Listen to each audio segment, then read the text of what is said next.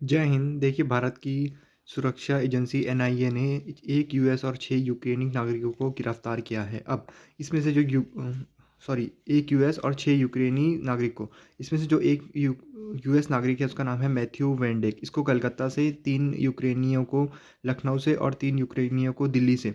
अब ये सब भारत में टूरिस्ट वीज़ा पर आए थे।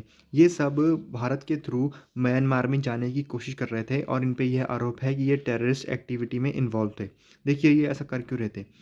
2021 में जो म्यांमार में डेमोक्रेसी थी उसको हटा के वहाँ पर डिक्टेटरशिप आ गई, वहाँ पे मिलिट्री ने कब्जा कर लिया। अब ये सब लोग वहाँ पे जाके उन वहाँ के मिलिटेंट्स को ड्रोन ट्रेनिंग दे रहे थे, ये इन पर आरोप है। अब इसके पीछे जो ये है मैथ्यू वेंडेक, इसके बहुत बड़ा हाथ है। ये जो है वो एक सीआईए का एजेंट है। हालांकि ऑफिशियली इसका कोई डॉक्यूमेंट नहीं मिला है, बट इसका अपना एक ट्विटर पेज है जहाँ पर ये ऐसी वीडियो डालता है कि आप आइए और हमारी पर्टिकुलर इस आर्मी में शामिल होइए। जहाँ ये लोग क्या करते हैं, किसी पर्टिकुलर कंट्री में जहाँ पे डेमोक्रेसी नहीं है वहाँ पे डेमोक्रेसी इस्टेब्लिश करते हैं। अब म्यांमार में अमेरिका क्यों चाहता है ये सब करना? क्योंकि म्यांमार में जो है बहुत हद पर चाइना का इन्फ्लुएंस हुआ है। वहाँ पे जो डिक्टेटरशिप पावर में आई है, जो मिलिट्री वहाँ पर पावर में आई है, उसको पूरी फंडिंग चाइना देता है, साथ ही साथ रशिया देता है। तो इंडियन सब कॉन्टिनेंट जो म्यांमार है वहाँ पे चाइना और रशिया का इन्फ्लुएंस बढ़ रहा है। इसी को काउंटर करने के लिए यूएस चाहता है कि वहाँ पर क्या आए, डेमोक्रेसी आए। अब जो हमने ये एक यूएस नागरिक और 3 यूक्रेनी नागरिक पकड़े, 6 यूक्रेनी नागरिक पकड़े हैं, उसमें रशिया का क्या रोल रहा है?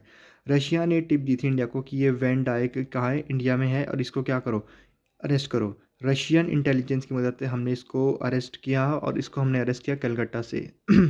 इन सभी को अभी हमने पटियाला कोर्ट में पेश किया है। इन पर अभी गतिविधियों टेररिस्ट गतिविधियों में होने के आरोप लगे हैं। अब इसकी इसके तुरंत बाद यूक्रेन ने कहा है कि ये 6 के 6 नागरिक इन्हीं के हैं, और यूक्रेन ने कहा है कि इनको जितनी जल्दी हो सके release as fast as you can, मतलब इनको जितनी जल्दी से जल्दी रिहा करें। यूएस ने अभी तक कोई स्टेटमेंट नहीं दिया है, बट जो ये व्यक्ति है मैथ्यू मैथ्यू वैन डाइक, ये यूएस का ही एक नागरिक है। हालांकि अगर हम चाहेंगे इसको साबित करना तो हम साबित नहीं कर पाएंगे, क्योंकि मेनली ये उसका हर एक रिकॉर्ड मिटा देंगे। ना ही वो इनकी मिलिट्री में है और ना ही उसकी इंटेलिजेंस यूनिट में है। तो एनआईए ने ये बहुत बड़ा काम किया है। अब हमारे लिए ये इम्पॉर्टेंट क्यों होता है कि हम किसी यूएस या यूक्रेनी नागरिक को पकड़ें? देखिए, हमारा म्यांमार से अच्छा रिश्ता है। अगर कुछ भी यहाँ पर गड़बड़ होगी, मान लीजिए कल डेमोक्रेसी से इस्टेब्लिश करने के लिए कोई अटैक होता है, कोई रेबल होता है, तो वो इंडियन सब कॉन्टिनेंट में होगा, मतलब इंडिया का उसका इन्फ्लुएंस बढ़ेगा। साथ ही साथ लार्ज नंबर ऑफ मिग्रेशन होता है इंडिया के लिए। जय हिंद।